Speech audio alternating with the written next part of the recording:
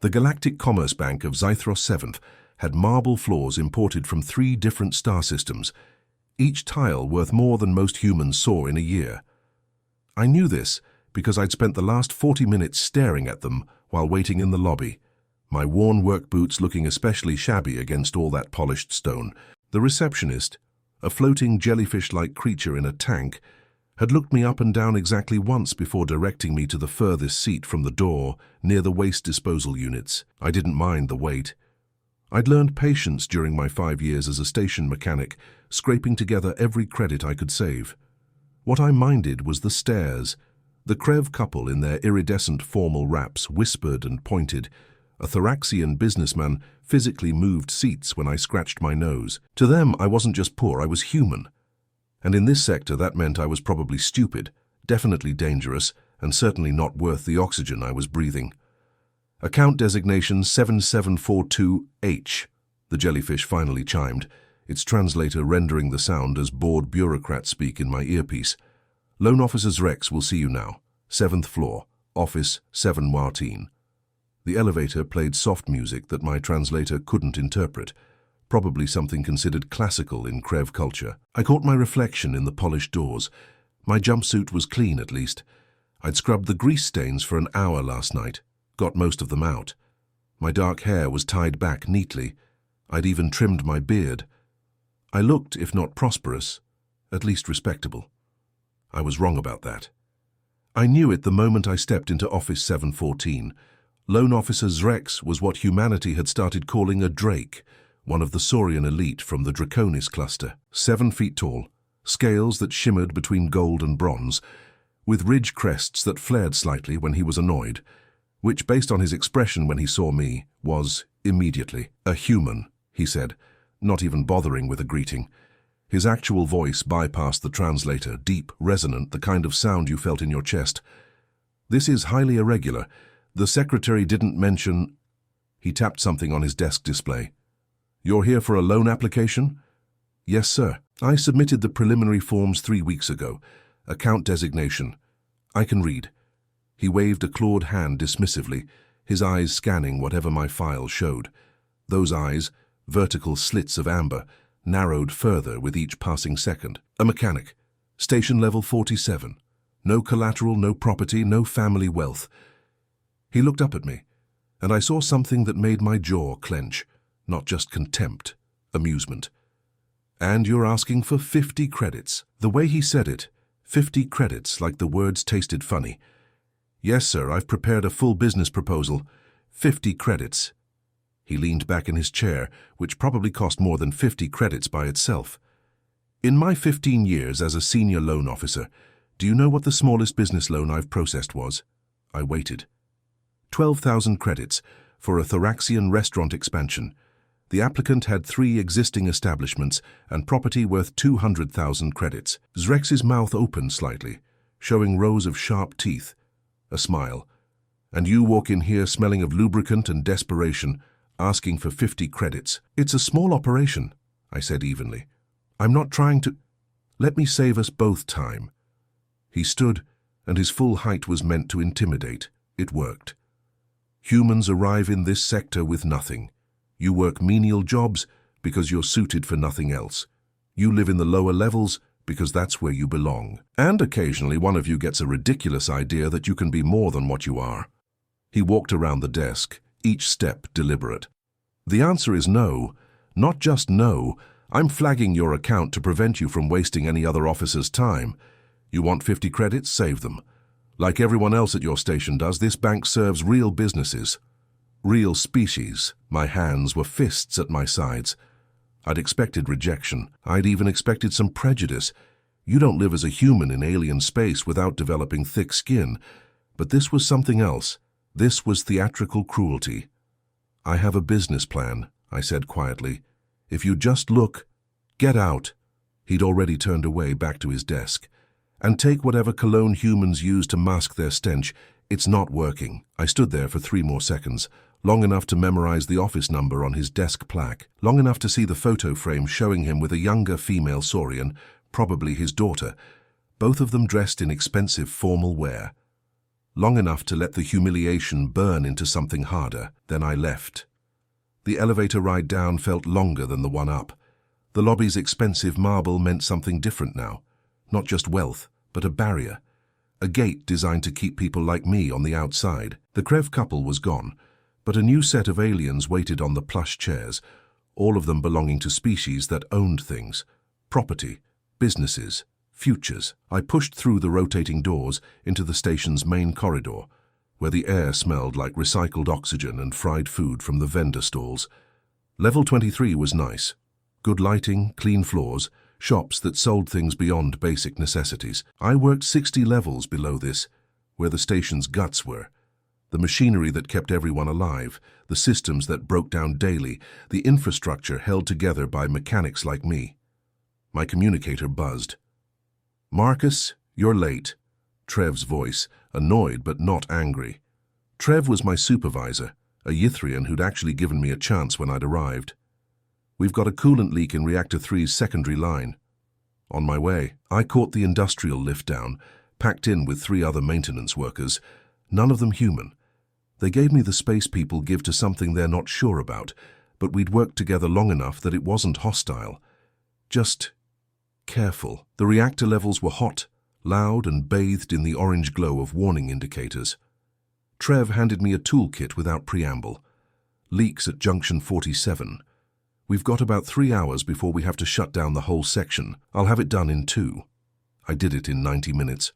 Not because I was showing off, but because I'd spent 5 years learning these systems. Every pipe, every valve, every quirk of the station's ancient infrastructure.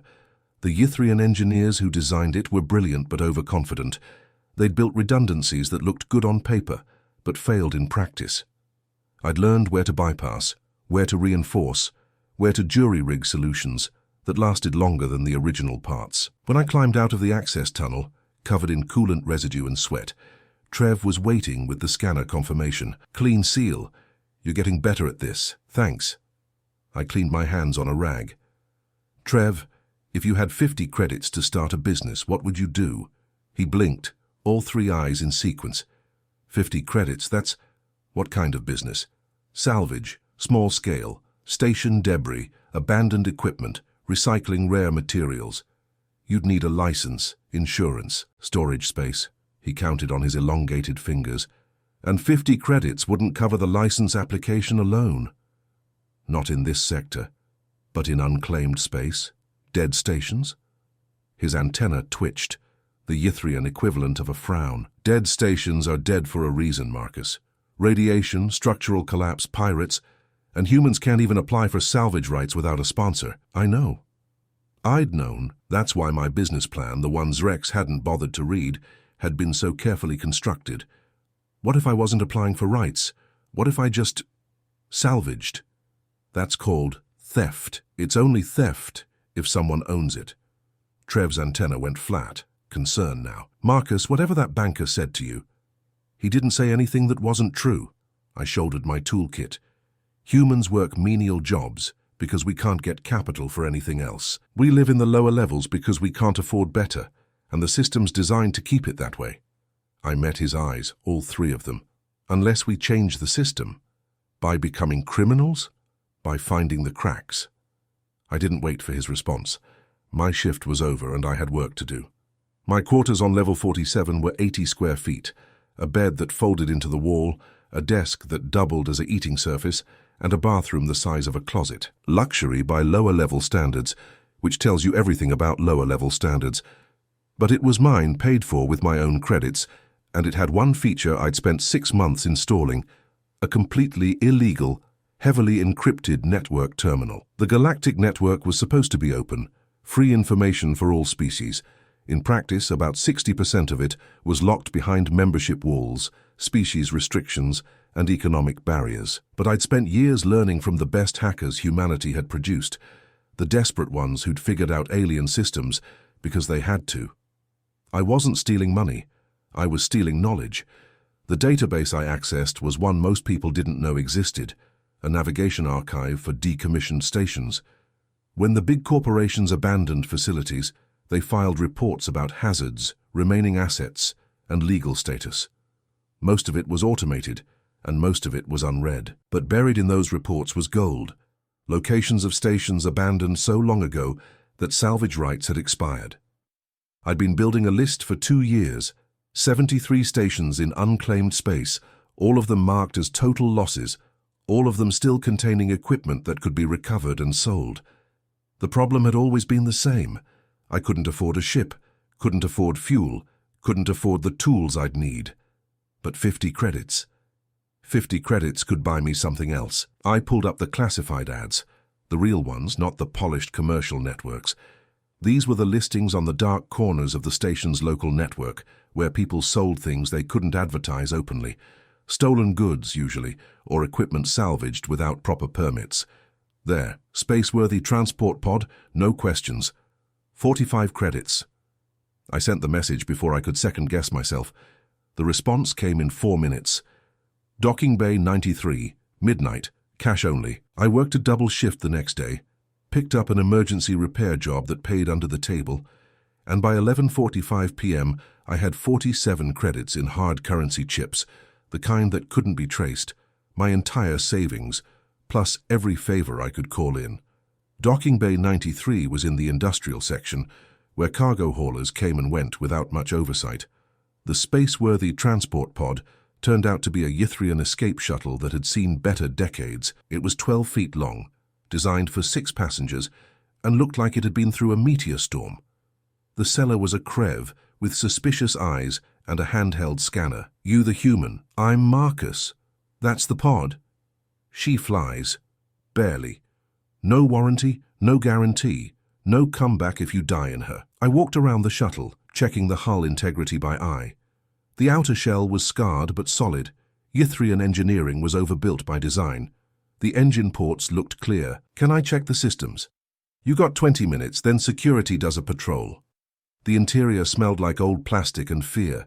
Someone had definitely used this in an emergency, but the control panel lit up when I activated it, and the diagnostic readout was better than I'd hoped. Engine functional. Life support, minimal but operational. Navigation, outdated but working. Fuel, empty. 45 credits, I said, and you throw in enough fuel to get to grid junction 447. The Krev's eyes narrowed. 447, that's near the dead zone. That's my business. 50 credits. With fuel, I didn't have 50. 47, that's everything I have. He studied me for a long moment, and I wondered if he'd walk away. Then, fine. You're going to die out there anyway. Human life support doesn't handle radiation well. I'll manage. 30 minutes later, I was undocking from the station in a stolen escape pod with 3 credits left to my name, heading toward a region of space even the pirates avoided. Grid Junction 447 was an old navigation waypoint, back when this sector was being actively developed. Now it was just empty space, dark and cold, with a debris field marking where Station Theta 9 had been catastrophically damaged during the Krev expansion wars. The station wasn't destroyed, just crippled and abandoned, left to drift in an unstable orbit. My shuttle's sensors picked it up 2 hours into the flight, a massive cylinder, 3 kilometers long, tumbling slowly through the void. The outer hull was breached in a dozen places, and radiation warnings lit up my console like a festival display. Perfect. I matched trajectory carefully. My piloting was self-taught from simulators, and this was my first real solo flight. The pod shook as I burned attitude thrusters, but I managed to sync up with the station's rotation. There was a docking port on the less damaged end, its airlock probably still functional. Probably. The docking clamps engaged with a clang that rattled my teeth. I waited, watching the atmospheric readings. The airlock was holding pressure, stale pressure, but breathable once I cycled it. I put on the radiation suit I'd borrowed from the station's emergency supply closet, checked my oxygen reserves twice, and opened the hatch. Station Theta 9 was a tomb. Emergency lighting flickered in the airlock, powered by some backup system still clinging to life. The air was frigid. Life support had been off for at least a decade. My breath fogged inside my helmet, but I wasn't there for atmosphere. I was there for the bones. The station had been a research facility according to the decommissioned reports. Advanced materials science, experimental alloys, cutting-edge manufacturing. When it was evacuated, they'd taken the data and the people. They'd left everything else. My helmet light cut through the darkness as I floated down the main corridor. Zero gravity meant the station's rotational generators were dead. Good. Less power consumption to worry about. Bad. Harder to move equipment. The first lab I found was ransacked. Someone had beaten me here years ago, taken the obvious stuff. But I wasn't looking for obvious. I was looking for what people missed. In the walls, in the infrastructure, in the bones of the station itself. The power conduits were lined with hafnium-doped titanium, a composite that was worth more per kilogram than most people earned in a month. The radiation shielding in the reactor compartment was layered with rare earth elements. The computer systems, even dead, contained processor cores that could be refurbished. I worked for 6 hours straight, cutting out panels, disconnecting components, cataloging everything with my handheld scanner. My shuttle's cargo space was minimal, so I had to be selective. I took only the highest value materials, the things I could carry, the pieces that wouldn't raise immediate questions. When my oxygen hit the 20% warning, I hauled my salvage back to the pod and loaded it carefully. Then I made 2 more trips, pushing my oxygen reserves to the edge of safety.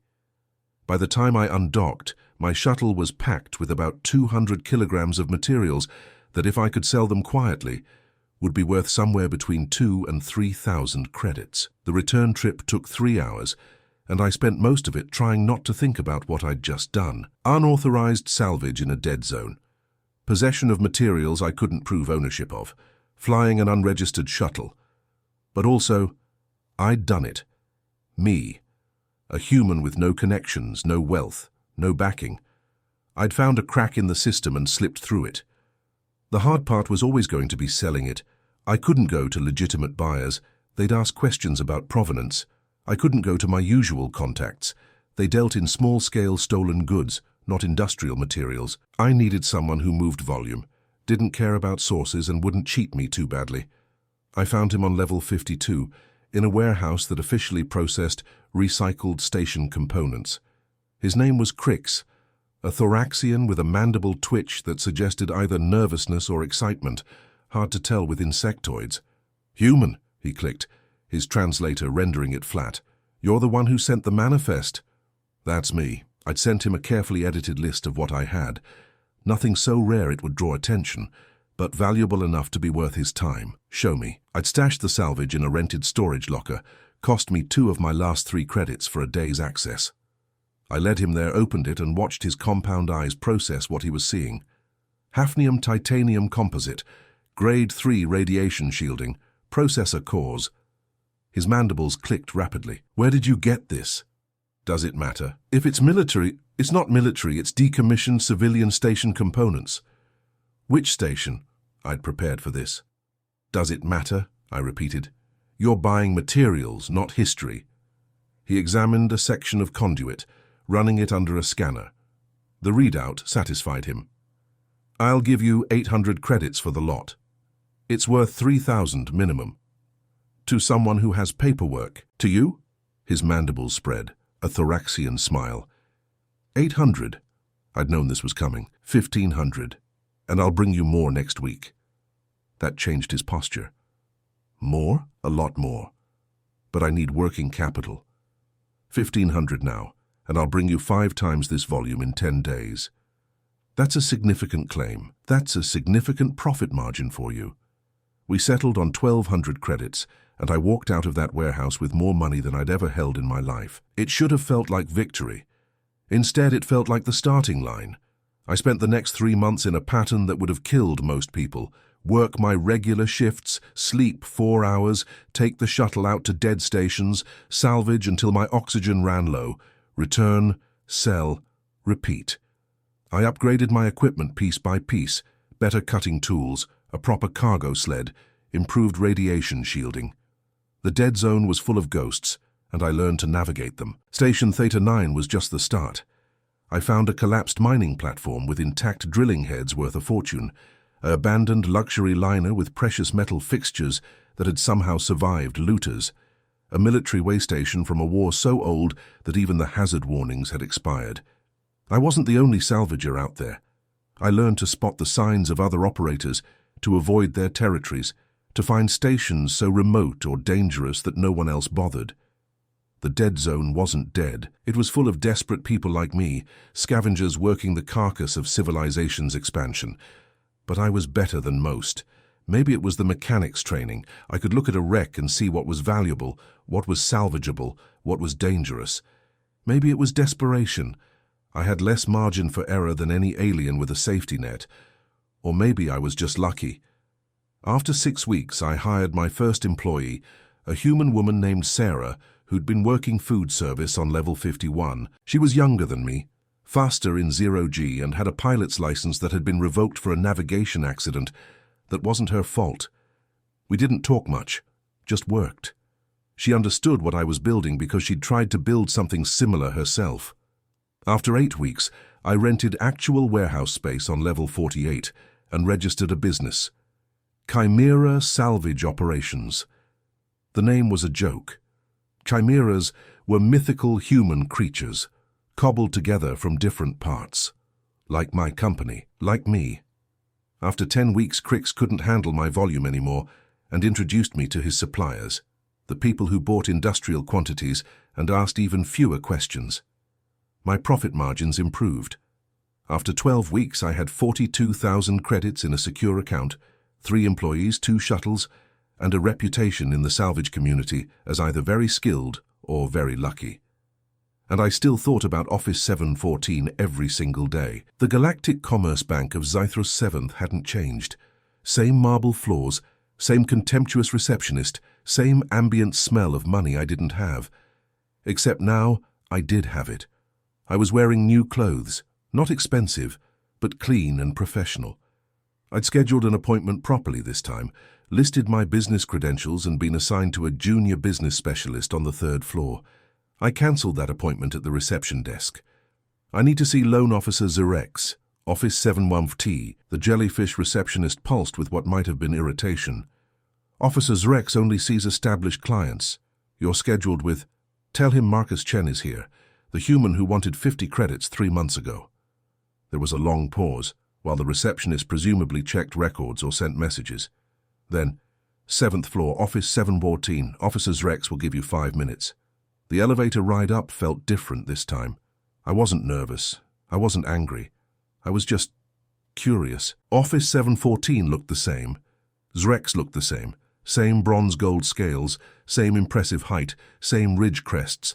But his expression when I walked in wasn't amusement anymore. It was confusion. "You," he said. "Me." I sat down in the guest chair without being invited. "I'm not here for a loan." "Then why are you here, to waste my time again?"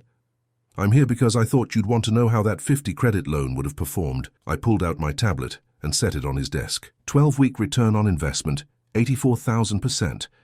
Current business valuation, approximately 400,000 credits and climbing.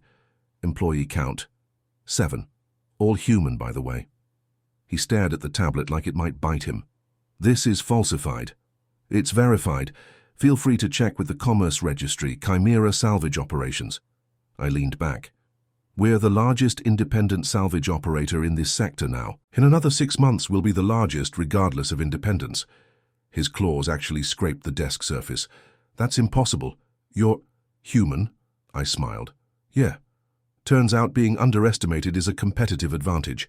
While your bank was lending millions to Krev corporations that are currently failing, I was building something from nothing.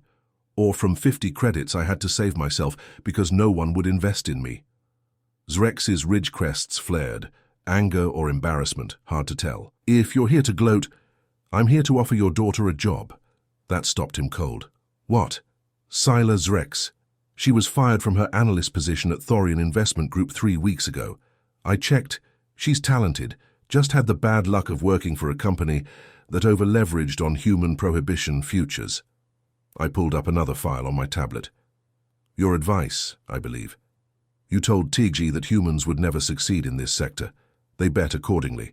Lost 70 million credits. Your daughter was the junior analyst who'd actually recommended against the position, so they fired her to cover their embarrassment." His face, if you could read Saurian expressions, was turning a darker shade of bronze. "How do you know this?" "I make it my business to know things, especially about people who make it their business to crush people like me. I stood up. I'm offering Scylla a position as my senior financial analyst. Salary, 40,000 credits annually, plus equity stake. She'll be working with humans, which I understand is considered beneath someone of her background. But she'll also be working for the fastest growing company in the sector. She would never let her decide. I headed for the door, then paused. Oh, and Zrex, I heard you personally invested in those same human prohibition futures, leveraged your retirement accounts on it. I'm sorry for your loss. I wasn't sorry. It turns out betting against humans is a bad investment. I left him there, sitting at his expensive desk in his expensive office, looking like someone had just explained that gravity worked in reverse. The real reason I'd come wasn't to gloat, though that had felt better than I'd expected. It was because I'd learned something in 3 months of running a business. Talent was rare, and talent with banking experience was rarer. If I wanted to grow beyond salvage, I needed someone who understood finance at the institutional level. And if that person happened to be the daughter of the man who'd humiliated me, well, that was just efficient resource allocation. I didn't expect her to respond.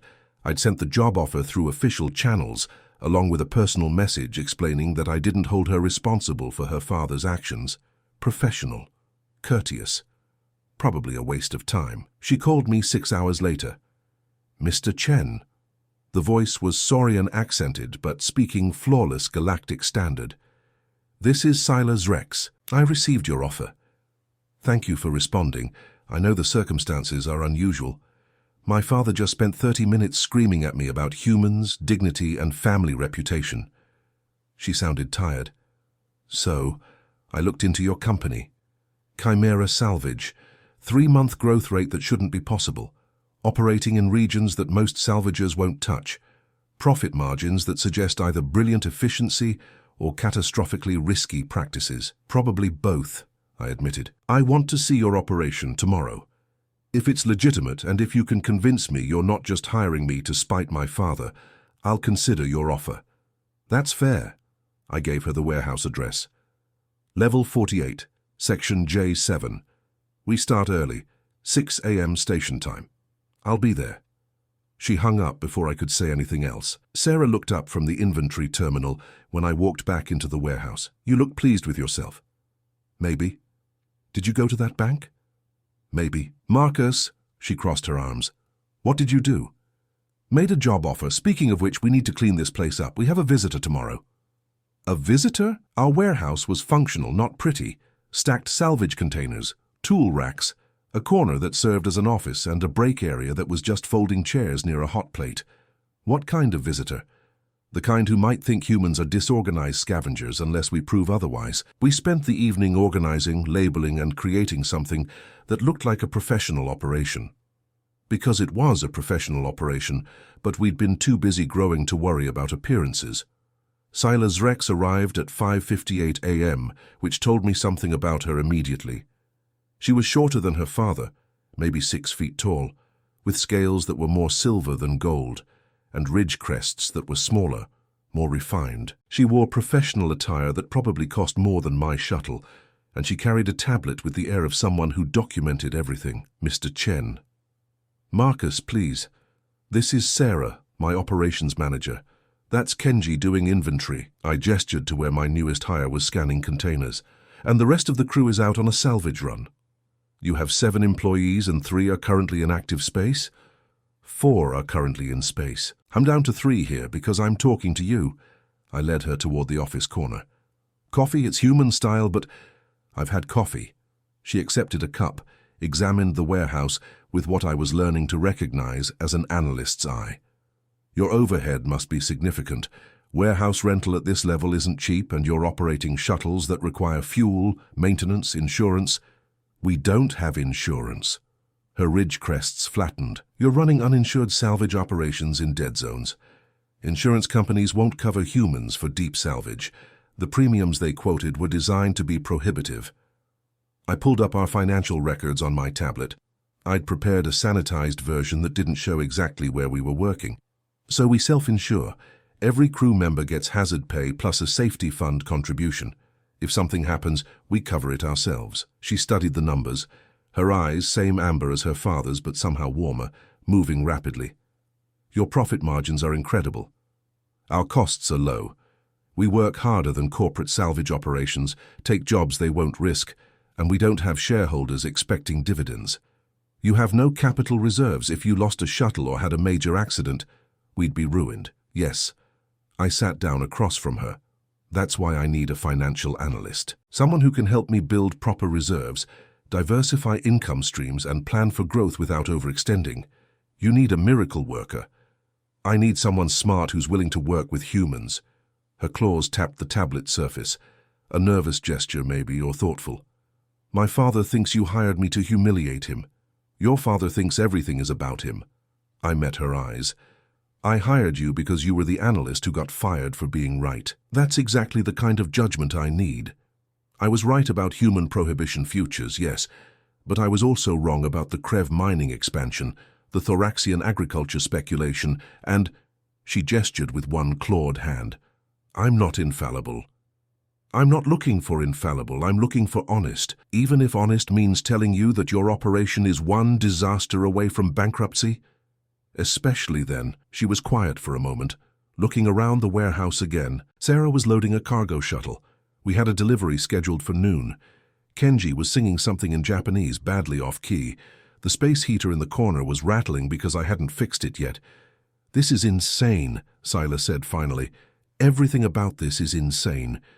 Your growth rate is unsustainable. Your risk profile is catastrophic. And you're asking me to legitimize it. I'm asking you to help me build something sustainable. We can't stay small and scrappy forever. I pulled up another file. My actual 5-year plan, the one I'd been working on late at night. I want to expand into station repair contracts, emergency response, eventually full station management services, but I can't do that without proper financial structure. She read through the plan, and I watched her expression shift from skeptical to interested to... Was that excitement? Hard to read saurian expressions, but her ridge crests lifted slightly. This is ambitious. This is necessary. There are 40,000 humans in this sector, and most of them are trapped in the same cycle I was. No capital, no opportunities, no hope. If I can build something big enough, I can change that. You want to build an empire. I want to build a ladder. She looked at me then, really looked at me, and I wondered what she saw. A human mechanic who'd gotten lucky? An idealist who'd crash eventually? Or something else? I need full financial transparency, she said. Complete access to your records, your operations, everything. And I need authority to implement changes. You'll have it. I need to be able to hire additional staff as the company grows. Done. And I need you to promise me something. Her voice was quieter now.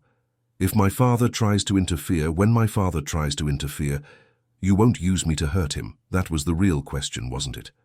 I could tell her what she wanted to hear. I could promise nobility, but she'd asked for honesty. I won't use you, I said. But I won't protect him either. He made his choices. If those choices have consequences, that's his responsibility. She considered that, then extended her hand, clawed, scaled, and completely alien to human biology. I start Monday. And Marcus, that cleaning job you did here, the labels are in the wrong order. Saurians read top to bottom, not left to right. I shook her hand carefully, very aware of the strength in those claws. Good thing I hired someone who knows that. She almost smiled. Almost. The next 6 months were chaos. Good chaos mostly, but chaos. Sila tore through our financial systems like a surgical strike, implementing protocols I didn't know existed. She negotiated proper insurance, finding a small broker who'd actually cover human operations for reasonable rates. She restructured our payroll, established proper reserves, and forced me to stop making impulsive salvage runs without calculating risk-reward ratios. I hated about half of her changes. They slowed us down, added bureaucracy, cost money we could have used for expansion. But they also meant that when one of our shuttles did have a serious malfunction, we could afford repairs without liquidating assets. When a salvage run turned out to be contaminated with radiation beyond safe limits, we could walk away instead of risking it out of financial desperation. She was also brilliant at the parts of business I'd been neglecting. Marketing, though she called it reputation management, client relations, Contract negotiation. Slowly, Chimera Salvage stopped being those crazy human scavengers and became an emerging sector player. We moved to a bigger warehouse, hired more staff, 14 employees by month 4, 20 by month 6. Started taking repair contracts first for small stations, then larger facilities, submitted a bid for emergency response certification, and through it all, Scylla was there. First to arrive, last to leave, working with an intensity that felt personal. We didn't talk about her father. We didn't talk about much beyond work, actually. She was professional to the point of being distant. Until the day the loan came due. I was in the warehouse office, actually a real office now with walls and everything, when Scylla came in holding her tablet like it contained bad news. "We have a problem." I looked up from the repair schedule I'd been reviewing. "How bad?" "Potentially catastrophic. Do you remember the expansion loan we took out 3 months ago? The one from Galactic Commerce Bank?" I remembered. We'd needed capital to purchase 2 new shuttles, and Scylla had navigated the loan process with her usual efficiency. "What about it?" "The bank is calling it in full repayment immediately." "That's insane. We have 2 years on that loan." "There's a clause. If the bank determines that the borrower's risk profile has changed significantly, they can demand immediate repayment." She pulled up the loan documents. "Someone flagged our account." I didn't need to ask who. "Your father." "I can't prove it. But the flagging came from a senior loan officer review, and there are only 3 officers at that level. One is retired, one is on medical leave." She didn't finish the sentence. "The loan was for 80,000 credits. We had about 60,000 in reserves, Scylla's protocols working as intended. But if we liquidated everything to repay it, we'd lose our expansion capacity. We'd have to cancel contracts, possibly lay off staff." "Options?" I asked. "We could fight it, take it to arbitration. But that takes time, and legal fees we'd struggle to afford." She pulled up more documents. "Or we could pay it and accept that we've lost 6 months of growth. Or you could let me handle this." There was something in her voice, not quite anger, but something sharper, determined. "Handle it how?" "By going to the bank, with you, and making them explain this decision on the record." She met my eyes. "My father wants to hurt you through me. Fine. Let's show him what happens when he tries." The next morning, we walked into the Galactic Commerce Bank together. Same marble floors, same contemptuous atmosphere. But this time I had Scylla beside me, and she moved through that lobby like she owned it. Maybe she had once, in a sense. This was her world, and she knew its rules. We didn't wait in the lobby. Scylla walked straight to the elevators, to the 7th floor, to office 714. Zrex looked up when we entered, and his expression went through several stages. Surprise, anger, and something that might have been pain when he saw his daughter. "Scylla." "Father," her voice was cold, professional. "We're here to discuss the loan recall on account CG7749. "That's a business decision, not something I discuss with your daughter who works for the company you're trying to destroy." She set her tablet on his desk. "Let's be clear about what this is. You issued a loan to Chimera Salvage knowing we were a good credit risk. Our financials were pristine. Then you flagged us for recall not because our risk profile changed, but because you don't like humans. That's not... It's exactly that, and it's a violation of the bank's lending ethics policies." She pulled up another document. "I've filed a formal complaint with the Galactic Commerce Commission. This meeting is being recorded. So let me ask you directly, on what grounds are you recalling this loan?" Zrex looked between us, his ridge crests flaring and flattening in what I now recognized as distress. "This isn't about species prejudice. The salvage industry is volatile. Chimera Salvage has a 97% contract completion rate. Our revenue has grown consistently for 9 months. We have reserves exceeding standard requirements." Scylla's claws tapped each point on the tablet. "The only thing that's changed is that your daughter works there. This is personal retaliation and it's illegal. You betrayed your family." His voice was quiet now, and I heard real emotion in it. "Working for them, living among them. You've brought shame. I've brought success." Scylla didn't raise her voice, but the intensity was scalding. "I was fired from TIG because I wouldn't go along with bad investments. You told me to keep quiet, to be a good daughter, to let others make decisions. And then you yourself lost everything making those same bad bets." She gestured to his office. How much longer do you even have this position? How many more quarters of losses before the bank reviews your performance? The silence that followed was brutal. Get out, Zrex finally said. Both of you. We'll leave when you withdraw the loan recall. Scylla didn't move. Or we'll proceed to arbitration, and I'll make sure every bank in the sector knows that Galactic Commerce makes lending decisions based on species prejudice. See how that affects your business. It was a bluff, maybe. I wasn't sure. But it worked. Fine. Zrex tapped something on his desk terminal, each movement stiff with anger. The recall is withdrawn. The loan stands under original terms. Thank you. Scylla picked up her tablet. And Father, don't contact me again unless it's to apologize. We left office 714 for what I suspected would be the last time. Neither of us spoke in the elevator. Scylla was rigid, her scaled hands clenched, her ridge crests flat against her skull. When we reached the lobby, I touched her arm gently. Are you okay? No. She kept walking, through the rotating doors, into the station corridor. But I will be. We ended up at a viewing port on level 23, looking out at the stars through the station's transparent hull sections. Ships came and went in the distance, tiny lights against the infinite dark. He wasn't always like this, Scylla said quietly. When I was young, he was different. Proud, yes, but fair. He believed in merit, in hard work. She was quiet for a moment. Then humans arrived in the sector, desperate, willing to work for almost nothing, taking jobs from established species. And he started to see it as an invasion, a threat to everything we'd built. And now his daughter works for humans. Now his daughter works for people who gave her a chance when her own species wouldn't. She looked at me. Do you know what every Saurian firm said when I applied? Your reputation is tainted. You're associated with failed investments. Come back in a few years. But you offered me a job within hours of my termination. You were talented. I needed talent. You took a risk on me, the same way you took a risk on Sarah, on Kenji, on every human who'd been told they weren't good enough. Her ridge crests lifted slightly. That's what my father doesn't understand. You're not succeeding despite being human. You're succeeding because you know what it's like to be underestimated. We stood there for a while, watching the ships. I need to tell you something, I said finally.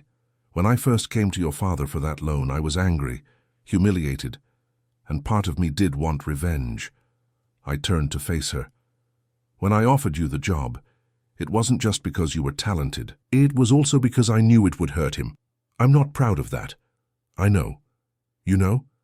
Marcus, I'm a financial analyst. You think I didn't research every aspect of your interaction with my father? She almost smiled.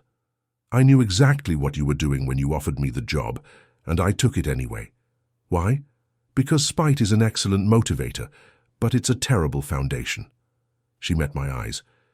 You started this to prove my father wrong, but you've built something bigger than that, something that actually matters, and I wanted to be part of that.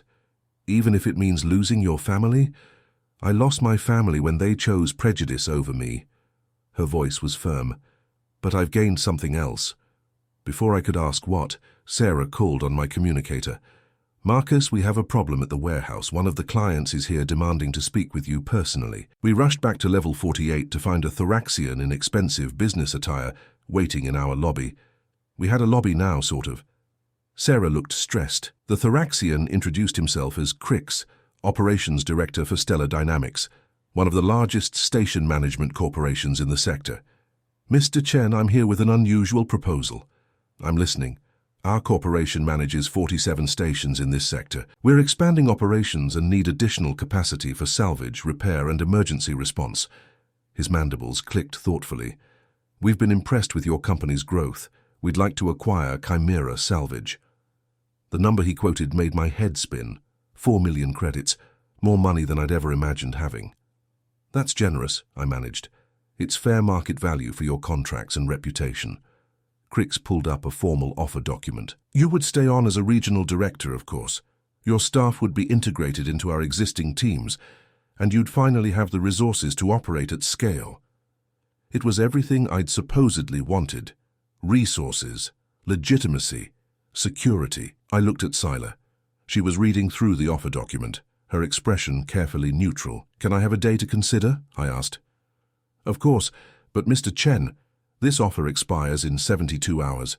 We have other options. After he left, I called an emergency meeting with my senior staff, Sarah, Kenji, Sila, and our ops coordinator, a human named David who joined us 3 months ago. 4 million credits, Sarah said, staring at the numbers. That's generational wealth for all of us. It's also the end of independence, David countered. We'd be absorbed into a corporation, taking orders instead of making them. Kenji was characteristically direct. Would they keep all our people employed? The offer guarantees positions for senior staff, Sila said carefully. But there's no language about the rest. They'd likely evaluate each employee and optimize. Translation: layoffs. The corporate term for deciding humans were too expensive or too risky. What do you want to do? Sarah asked me. What did I want? 6 months ago, the answer would have been simple. Take the money. Prove I could succeed. But now, I want to build something that lasts, I said slowly. Not something we build and then sell, something we actually keep. That's going to be harder, Sila warned. We're already stretched thin. Scaling up without acquisition capital means slower growth, more risk. But it means we control who we hire, who we help, how we operate. I looked around the table. When I started this, I was angry. I wanted to prove that humans could succeed. But somewhere along the way, it became about more than that. It became about proving we could do it better, more fairly, without stepping on people the way we've been stepped on. That's idealistic, David said. But he was smiling. It's also expensive, Sila added. But she wasn't arguing. Sarah laughed. You're really going to turn down 4 million credits on principle? I'm going to turn down 4 million credits to build something worth more than money. I looked at Sila. If you're with me. She was quiet for a moment, her claws tapping that familiar rhythm on the table. Then, my father spent his career chasing wealth and status. He ended up bitter, alone, and losing everything betting against the future. She met my eyes. I'd rather bet on it instead. I'm in. We're all in, Sarah said, and Kenji and David nodded. I turned down Stellar Dynamics' offer the next day. Crick seemed genuinely surprised. Apparently humans weren't supposed to refuse that kind of money. But he was professional about it, and he mentioned they'd be interested in partnership opportunities in the future. The next 2 years were harder than the first 6 months. We grew, but slowly. We competed against corporations with more resources, better equipment, established reputations. We lost contracts. We made mistakes. There were weeks I wasn't sure we'd make payroll, but we also won. We became the go-to company for difficult salvage jobs, the ones other firms wouldn't risk. We pioneered new safety protocols that became industry standard. We proved that a human-run company could not just survive, but excel. And somewhere in those 2 years, between late-night planning sessions and shared victories, between Sila teaching me the intricacies of corporate finance and me teaching her how to actually pilot a salvage shuttle, something changed between us. It wasn't dramatic. There was no single moment of realization. It was gradual. The way she started smiling more, the way I looked forward to her arriving each morning, the way our hands brushed when passing tablets and neither of us pulled away immediately. It was Sarah who finally said something. You two are ridiculous. Either date or stop making eyes at each other during financial reviews. We don't, I started. You absolutely do, Kenji agreed. Sila, to my surprise, was the one who addressed it directly. She came to my office. I had an actual private office now in our expanded facility. Late one evening when most of the staff had gone home. I need to discuss something with you, she said formally, but her ridge crests were raised in what I'd learned meant nervousness. Okay, I've been receiving offers from other companies, 3 in the past month. She sat down across from my desk. All of them offering more money than we can match. My stomach dropped. Are you leaving? No, but I need to explain why. She took a breath. Saurians didn't really breathe the way humans did, but she'd picked up some of our mannerisms. When I took this job, it was about proving something. To my father, to myself, to the species that dismissed me. And I have. We've built something remarkable, but somewhere along the way it stopped being about proof. What's it about now? You. She met my eyes directly. This is inappropriate. You're my employer. I'm your employee, and there are significant biological and cultural differences between our species. But I need you to know that I'm choosing to stay not because of the work, but because of you. I should have been professional. I should have considered the complications. Instead, I stood up, walked around the desk and took her clawed hand in mine. I kept your father's business card, I said. From that first meeting, I told myself it was motivation, but really it was because it had your photo on it, family picture on his desk. I've been looking at that photo for 2 years, wondering if I'd completely imagined the person I thought you were. And? You're better than I imagined. She laughed, a sound I'd rarely heard, throaty and warm. That's possibly the least romantic declaration I've ever heard.